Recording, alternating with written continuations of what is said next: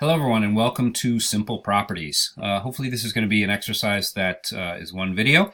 Fairly simple exercise, but introducing a pretty important tab over here, which I mentioned, I believe, in the Animate Basics, called the Properties tab. This is going to be an exercise that sort of encompasses some of the stuff we went over in some of the first exercises, Motion Tween in particular, but add on to the lessons there. So without further ado, let's head into it. I have sort of done steps 1 through 3, which should be pretty simple and easy at this point, creating a new ActionScript 3.0. Make sure you create those files, not Canvas files or HTML files, HTML5 files.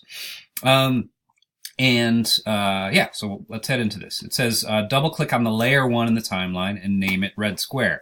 We're going to get into organizing a bit more, so I'm going to type red square so that we keep track of what our layers are. Next, it says at step 5 at the top, where there are various menu items, insert new symbol. Again, something you should be used to at this point. It says name the symbol red square. Okay, so I'm going to...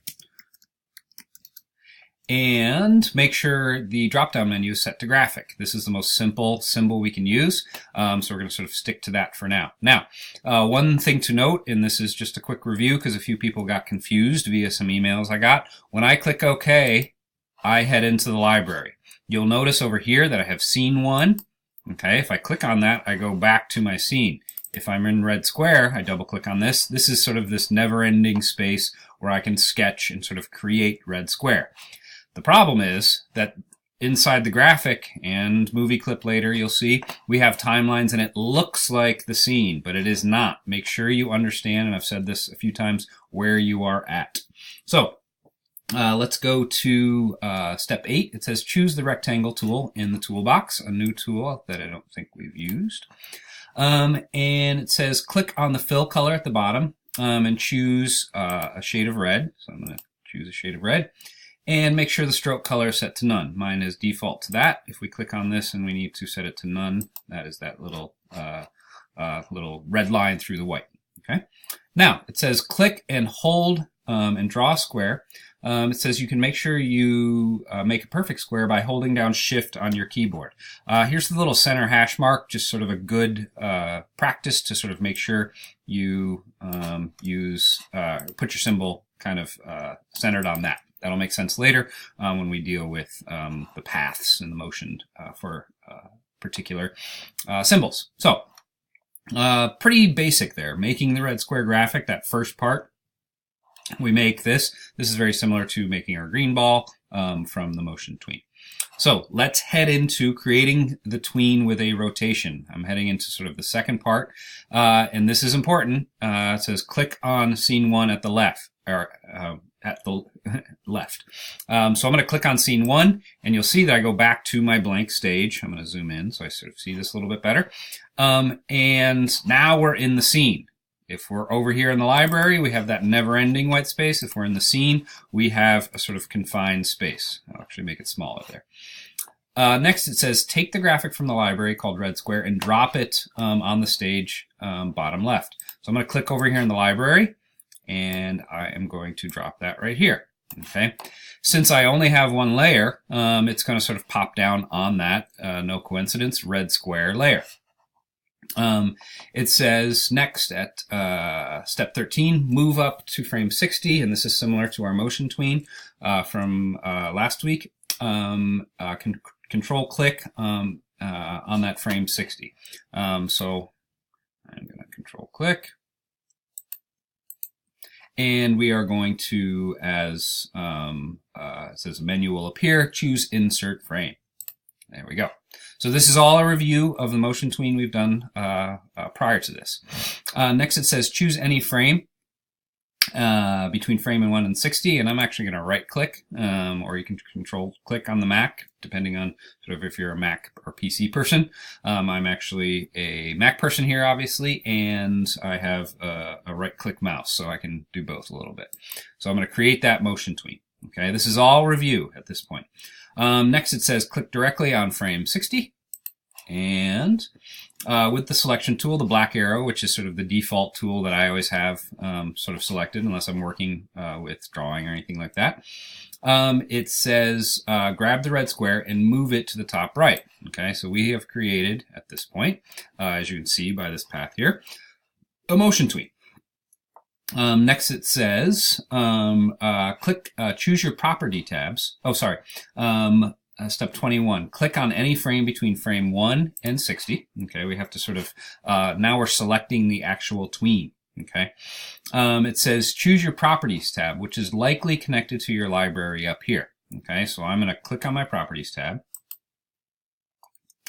And it says under rotation, choose rotate 3 times. Okay, so there's all sorts of things we can do. Ease, which we'll talk about later. The path, which will affect directly on this later. But right here in the middle, it's rotation. So I'm going to click on this rotate, and I'm going to choose 3 times. Okay. You'll see that we can also choose counterclockwise or clockwise. I'm going to sort of put it at clockwise. Now, what we have done is added what's called a property to this tween. I'm going to grab my playhead and sort of verify that yes, over that period of time, I have created a tween, which should be review at this point. But I have also added a property to that tween. The property is that during that tween, it rotates 3 times. Okay. What we're going to do at this point is basically do this 2 more times to sort of, as they say, practice makes perfect. Let's head into step 24. It says create a new layer in the timeline, call it purple square. Our new layer lives right here. Maybe hard to see on the screen capture, but if you roll over these little icons, they introduce themselves. So I'm going to click on that, and I'm going to name that purple square. And the reason we're sort of naming all these is later when you guys get into projects, you're going to need to organize. You're going to have lots of different things going on, and you do not want them on the same layers. You want, if the sun is rising, you want that on its own layer. If a guy is sort of moving across the screen, you want him on his own layer. So step 25, create a new layer in the timeline and call it green square. So I'm going to click on that, double click here, and type in green square. Okay, so I have 3 layers, as mentioned in, I think, the motion tween exercise. These are hierarchy, meaning green square is going to be on top of purple square, etc. We'll sort of see that later. Step 26, it says insert 2 separate new symbols, 1 purple square and 1 green square. And then in parentheses, it says steps 5 through 10. So we're essentially recreating 2 more symbols that basically are the same as red square. I'm going to quickly pause the video to sort of do these, and then I will be back to create the tweens on these. Okay, so in my library now, and I'm going to just pop over to my library, and you can sort of see it here. I have red square, which we made at the beginning of the video.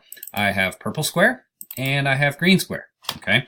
I also, prior to sort of pausing the video here, have 2 new layers. They don't have anything on them yet. But one thing to notice is since red square sort of occupies frame 1 through 60, when I put 2 new layers in, or any new layer in, that layer is then going to occupy as much space as the sort of layer that has a tween on it. So we're actually going to sort of skip 1 step when we make the tween, which is sort of going out to that frame 60 and inserting a frame.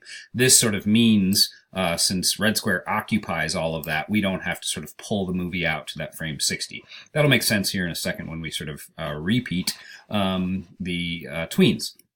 So it says step 27, create motion tweens across the same 60 frames on the respective layers. Rotate each of these symbols in the positions noted in the video. Okay, so we're basically now repeating kind of the steps 11 through 23 with the without basically going out to frame 60 here and creating that tween.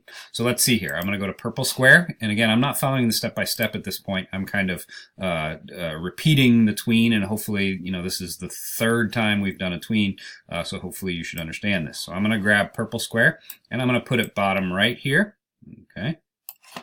and I'm going to right click or control click there, and I'm going to create the motion tween. I'm going to go up to frame 60, and I'm going to put this guy right there. Okay, and you can do this in whatever order you want, but then I'm going to click back in between any frame between frame 1 and 60. I'm going to go to my properties, and I'm going to choose that 3 rotations. Okay, so now we have 2 of them. Okay, next I'm going to go to green square, and again, where this should be old hat hopefully at this point. I'm going to grab green square, and I'm going to put green square in the middle here. You'll note those little lines that sort of pop up. Those are sort of hints that align objects with each other. They can be helpful if you do want things to align. So I have green square here. I'm going to go up to the green square layer. I'm going to right click or control click. I'm going to create that motion tween. I'm going to go up to frame 60 and push the green square to the top. Last but not least, and kind of what this whole exercise is about, I'm going to click on anywhere in between frame 1 and 60.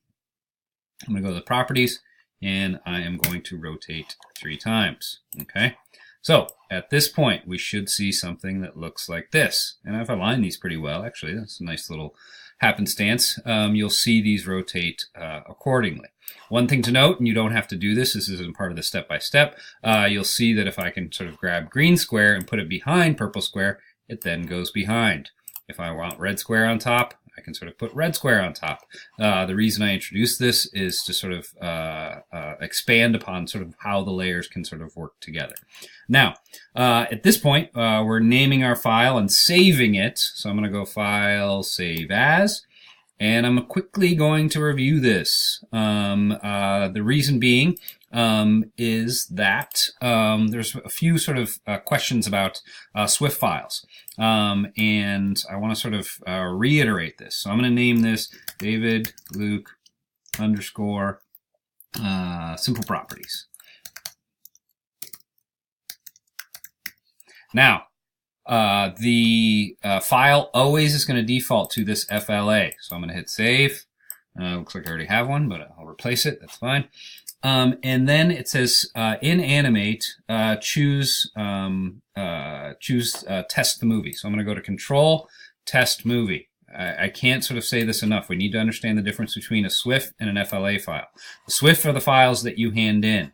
The FLA file is the file that we edit and do stuff with. Okay, so quickly, and I'm just going to pause the video and go get this. All right, sorry, I had to go get this. These are the week 1 exercises. So I have motion_tween.fla. I also have motion_tween.swif. I got several emails and questions. I don't know how to save my SWF. You do not save your SWF. You do that Control Test Movie, and then here we are, and this is today. Here's my David Luke _ simple properties.fla. At no point in this video or the tutorial did I go File, Save As, and name it SWF or type in SWF.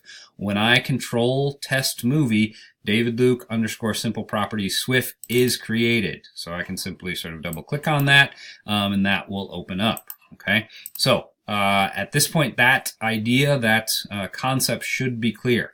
I answered, like I said, a few emails on that, but we'll sort of see if everything went well with the motion tween and shape tween exercises in relation to those file types.